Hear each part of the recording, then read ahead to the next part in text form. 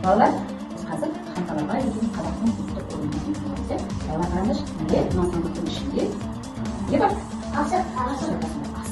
Ана асықтың үстінде қандай қараңызшы? Әртүрлі үстінде бізде асықтар бар. Балалар қанталарға дегеніміз, мен қазір осы асықтарды шашқан кезде сіздер талап алып қойыңыздар, иә? Соның ішінде кімге мынау хан асығы, қызыл түсті асық, ол хан асығы болады.